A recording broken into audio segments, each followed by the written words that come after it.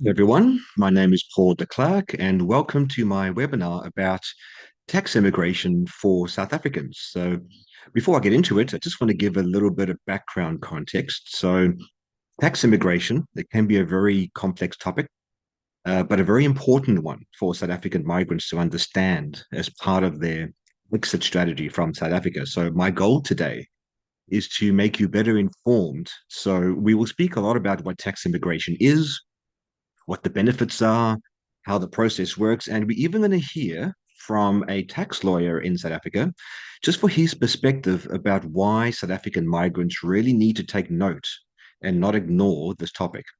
Now, I am going to speak rather quickly through all the information today, so you don't have to worry about this taking too long.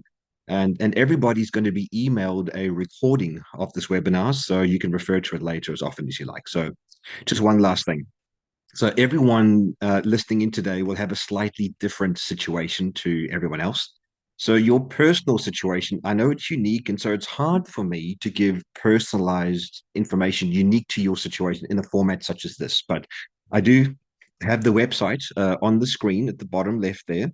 If you click on that or you refer to that URL, you can contact me and you can organize a free chat with me without any obligation whenever you like. And so let's move on from there. Now, just a quick disclaimer, Paul de Klerk, I am a licensed financial advisor in New Zealand. So I own and work for the financial advice provider known as the Klerk Business Services. So I specialize in things like investments, KiwiSaver, managed funds, and wealth management, all these good things. But today, for financial immigration and international currency transfers, I also work in partnership with Rand Rescue as a consultant. And we have offices around the world, including South Africa, New Zealand, the UK, Malta, America, Australia, all over. And so my capacity today is not as a licensed financial advisor. Today it is as a financial immigration consultant. And so nothing in this presentation, though, is intended as financial advice. Rand Rescue, they are not financial advice providers, and so they do not sell financial products. So information is presented of a general nature. Okay, so what is tax immigration? So from the 1st of March 2001, South Africa moved from a source-based to a residence-based tax system for individuals. Now, this is important. So source-based just means where your income was coming from, how you were earning it. Residence-based refers to now where it's coming from around the world. All right. Now, moving from there, this means that South African tax residents are subject to tax on their worldwide income. So when you leave South Africa, it doesn't mean that you stop being a tax resident of South Africa, much like the Americans and a lot of other jurisdictions around the world as well. Even if they leave their home country, they move abroad. You still need to declare and pay taxes on your worldwide income. We'll get into the details in a minute, but okay, now non-tax residents. If you change your status with SARS in South Africa to become a non-tax resident, then you only pay tax on income sourced in South Africa and not worldwide, right? So tax immigration then from SARS refers to the formal process by which South African citizens, you officially end your tax residency in South Africa. Now, important to note, it does not affect your actual South African citizenship. I get that question a lot. Okay, now here's where I just want to refer to this recording of this tax lawyer who was on South African television not that long ago. I just want to refer to this so you can get his perspective as to, it's a little bit of an independent source here from a tax lawyer. It's not very long, so just let's hear what he has to say. Hopefully the sound comes through. Well, good to have you with us. Now, SARS is planning to intensify collections in the next season. They want your money. It's also eyeing South African expats. That's right. If you leave the country, you can't forget about SARS. But believe me, they do not forget about you. Specifically those who have not financially emigrated. The long arm of the taxman, very scary, and regulations are very technical. So let's try and break it down for someone like me who hasn't got a clue how it works. Luckily, expatriate tax lawyer Martin Besadenhout joins us this morning. morning. Martin, hello to you. I'm afraid it's going to be a expat tax class 101 for someone like me, because the very basis of what I understand, the people who are able to immigrate, normally highly affluent, high altitude, they leave the country with that money that should go to the fiscus, but then we never hear from them again. Just how bad is this when it comes to immigrating and not paying your taxes? It's really basically non-compliance, Gareth, to be honest. If you leave the country and you still remain a South African tax resident, you still need to declare your worldwide income to SARS, which is detrimental if you don't do that, because that's a non-declaration. So there's a couple of options available to you as expatriate to remain compliant, protect that foreign income, and one of those options is to seize your tax residency through the financial immigration process. Because it's quite tricky, isn't it? Because I think there's this perception from people who are emigrating that once they've sold their house and they found a shelter for their pets, that they then leave us for Australia, never to be heard from again. But as I say, the long arm of the taxman will find you anywhere you go. It's how do they do that? How do they get that right? Yeah, so leaving the country doesn't automatically seize your tax residency. So the global reporting standards are already in swing, so the long arm of the taxman is extended. Banking institutions, foreign tax authorities, everyone is talking to each other as well. So if you're expatriate, South African expatriate, you've never gone formally through this process to seize your tax residency, you're earning income abroad, the SARS will know about that. Not if it's not in the next year, in the future.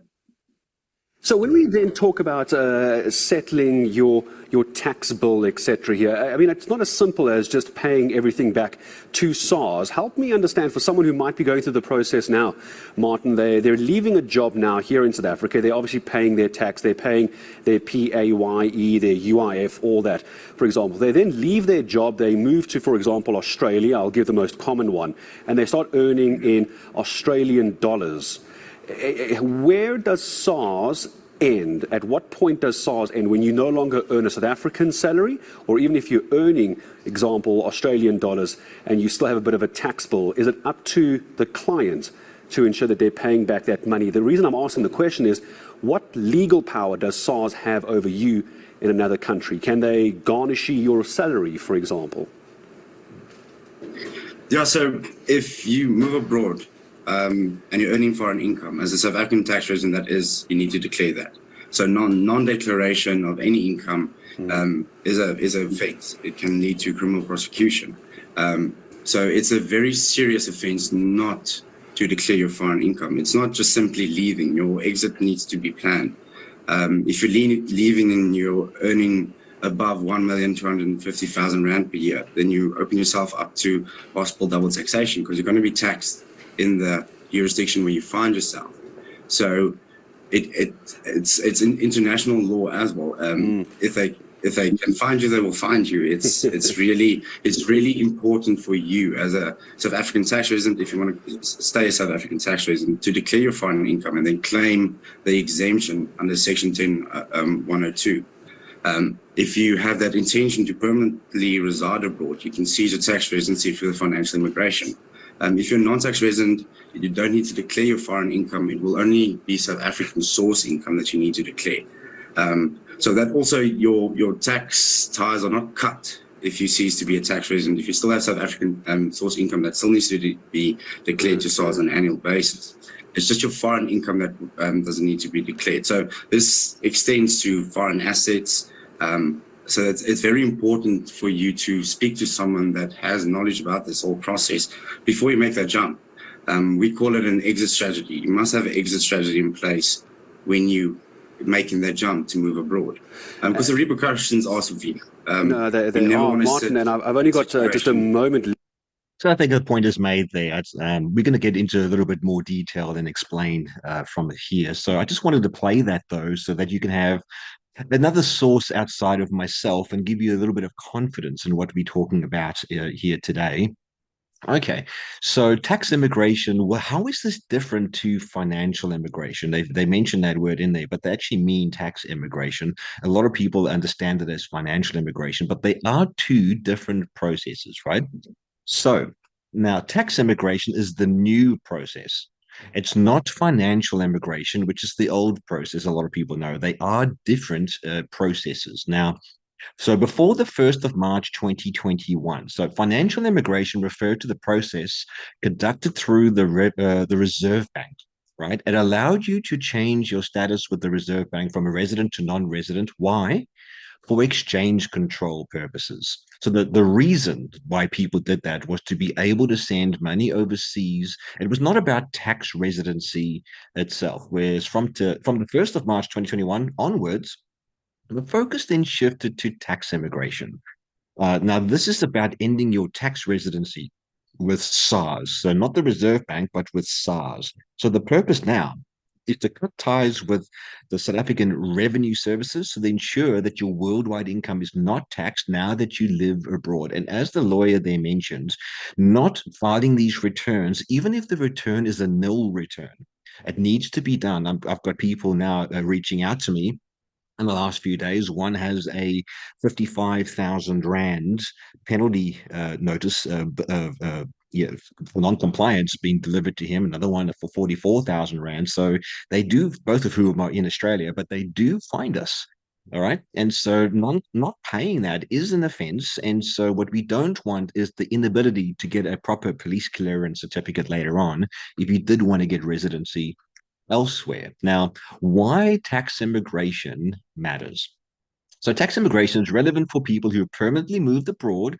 You no longer meet the criteria to be considered tax residents of South Africa. So, you really want to avoid the taxation on your worldwide income. Now, let's get into this a little bit. So, South Africa does tax residents on worldwide income. Certain exemptions do apply. We'll get into that. But if you remain a tax resident, you must still file your annual returns and pay the relevant taxes on all your income even if you're living overseas. So again, penalties apply for non-compliance. So ending your tax residency, though, you that means you limit your South African tax obligations only to income sourced from within South Africa. For example, a lot of people have a property there and they're getting some rental income or something like this. Then those sorts of incomes you do still declare as a South African sourced income. You can just you only need to declare that going forwards if you end your tax residency in South Africa. Right. So, what are the benefits? Now, there are five key benefits to be aware of tax immigration.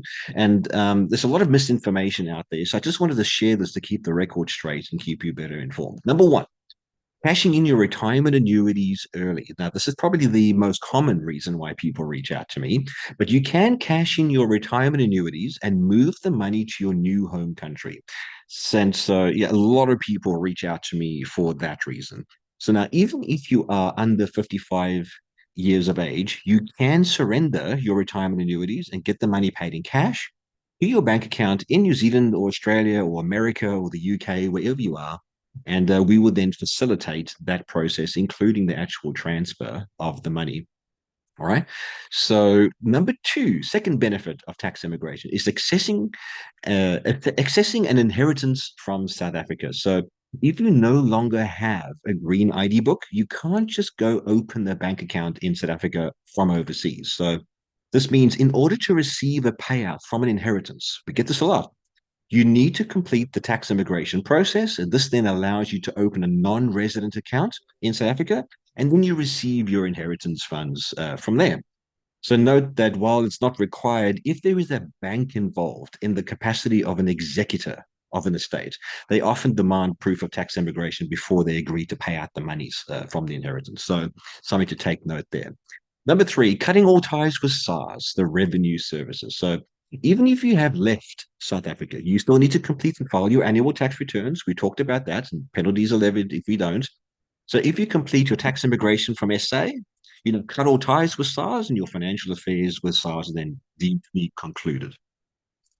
Okay, so after the process is complete, you just need to file one final tax return in South Africa, and then you're done for good, and we'll help you then with that process, right?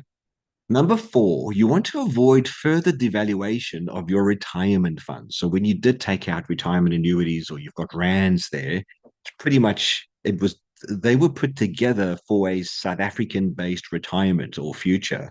Now that you're living overseas, those plans have changed. So if you look at the long-term history of the rand against currencies like the New Zealand or Aussie dollar, there is an obvious downtrend. And so back in 2008, the rand was sitting at around 6 rand to the Australian dollar, and today it's well over 11, right? So you can get the point now. So while no one can predict the future, past performance is not really looking good in terms of long-term gains for our rand value. So if you do cash in your policies and your assets now, it could mean that you get a little bit more bang for your buck compared to just waiting until they mature later on. Just a consideration to think about. Number five, last one, avoiding any potential future tax on your foreign income. We did talk a lot about this already, but with the recent change to expat tax rules in South Africa, if you are working outside of South Africa and you earn under 1.25 million rand, or just the equivalent to the local currency you're earning, if you earn under 1.25 million rand, you will not have to pay any income tax to SARS. There is that exemption threshold. However, you still need to file a return, right? If you are a tax resident, don't forget about that one. But then, while this actually sounds like a lot, in so many cases we see people actually get past that pretty quickly. It's not just your base salary that SARS is including as earnings, right? It can include other allowances and fringe benefits. So, if your employer is paying for things like housing or bills or flights or travel, you can tip over that threshold quite easily. I know in New Zealand right now that there's quite a number of people who've reached out to me who've been made redundant from their work, and then they've got these redundancy bills, not bills, but payouts coming. And this oftentimes is starting to tip them over that threshold. And so that's causing a little bit of an interesting issue there where people are now trying to avoid double taxation there. Okay, so if you are earning over 1.25 million, then you may be pursued for tax by SARS, right? So we'll get into the details with you specifically in your own situation when you reach out to me. So if you're not sure how this applies to you, just reach out to me and then we can have a one-on-one call about that. So if, especially the thought of paying any of your overseas earnings to SARS, if that's not something you want to consider, then tax immigration is what we should be talking about. Okay, so what are the key steps in tax immigration? The first one, we need to determine your tax residency. It's often based on whether South Africa remains your primary home. I would be fair to say everyone in this room, that's probably not the case. But there's also a physical presence test. So how much time have you spent in South Africa over the last 5 years? So there are physical presence test requirements there. And so just for the sake of time, you're welcome to reach out to me and we can go into the details of what that looks like for you. But then oftentimes you can still go for tax immigration, even if you've been here for shorter than 5 years, okay? Overseas. So now we at Rand Rescue, we've developed a very streamlined four-step process for this. We just first of all do a free initial registration and consent. Then we provide you with a quote, which you can just accept it or move on, not accept it. If you accept it, then we just move on to the actual application and start the process, and then it gets completed through SARS and we get all the paperwork. So moving from there, just that first initial registration and consent. So look, we do need to have a one-on-one call, and just the initial registration and consent means you sign a form that gives me permission and authority to speak to the South African service providers like your Old Mutuals and your Allan Grays, just to see exactly what assets do you have there. Oftentimes, people say to me, "Oh, Paul, I've got this annuity, or I've got this preservation fund, or I've got this or that." Then when we write there, we realize it's actually it's not always exactly as people think it is. So to make sure that we're quoting correctly and the process goes smoothly, we know what we're dealing with, we just do an initial registration and consent to get that information together for you. Costs you nothing, it's free. And then I can be able to do a quote from there. So I would tailor that quote though, just depending on the complexity of what your investments and your individual circumstances will tailor it specific for you. Then, once you've accepted that quote, we'll send you an online immigration questionnaire which you complete, and it starts the process then from there. Application then. And so once we've received those signed forms together with all your supporting documents, we list out what supporting documents we need. It depends on what your situation is. We then begin processing your application, and then all of our different partners and our authorized dealers and our tax practitioners get involved depending on your particular case. All right, number four is then completion. So once your funds then have been transferred to your international bank account, we will send the relevant documents and confirm all the completion to you. Everything that SARS has sent to us, and everything will be done for you. You basically just do a final return, and then we're off. Some important considerations. We're almost done, guys. We're almost there. So, what is an AIT? A lot of people get confused. So, AIT stands for an approval of international transfer. So, when you're completing your tax immigration from South Africa and you're transferring your funds abroad, part of that process will include applying for an AIT from SARS, and I mean, you used to call that an immigration tax clearance, right? So it's part of the process. Now, changing your tax residency, another consideration when it comes to capital gains tax. So changing your tax residency status, it may hold some tax implications in South Africa. And so the adjustment that influences the way your returns are assessed in the future. So depending on the nature of your assets and where they are, their location, or even the year in which your tax residency changes to non-resident, it could sometimes mean that a capital gains tax disposal could be levied. We'll talk about that in your specific case. I'll give you some personalized chats and information about that. Okay, so next one then. How long does tax immigration take? It's typically around 6 months, starting from when you complete your application forms, and then you send us your supporting documents. And sometimes there can be some delays at SARS and some of the policy issuers, especially around the holiday periods like now. And so now, what happens once I've received my funds? Consideration. So once you receive your funds from South Africa, all the relevant information or completion documents, we send it to you. This will be things like your tax directive, your communications from SARS, all these things. So if you received any taxable funds as part of the process of immigration, then we will complete one final tax return, and after which we apply to deregister from you from SARS. Okay. So next steps from here. So just contact me for a free, no obligation call or meeting about your personal situation. I'm not very hard to reach.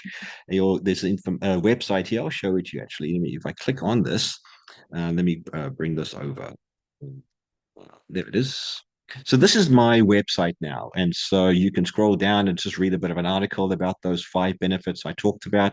There's a wee form here, just your name, email, and phone numbers, and just give me some information about your situation so that I can be able to put together some specific information for you. And then you'll also notice, though, there is a book an online meeting with me. As I said, I'm not very hard to reach. So if you click on that, then this will open up. You can just choose tax immigration and RAND transfers, that service. You choose that, and then my calendar will open up for you, and you can go forwards and just see in your time zone what day or time would suit you, and we can have a no obligation free call from there. And then there's also my email and phone number if you need to reach me. So, guys, promised you it wouldn't be long tonight. That's really it. Everybody's going to be getting a recording of this, so you can feel free to refer to it again later. But please reach out to me. I'm here to help, right? So if you need information and you need someone to talk to, reach out to me, and we can take things from there. All good things. And so if I don't talk to you beforehand, have a really great time out there for the weekend and for the weeks ahead. And so take care, guys. Thank you for listening. I look forward to hearing from you.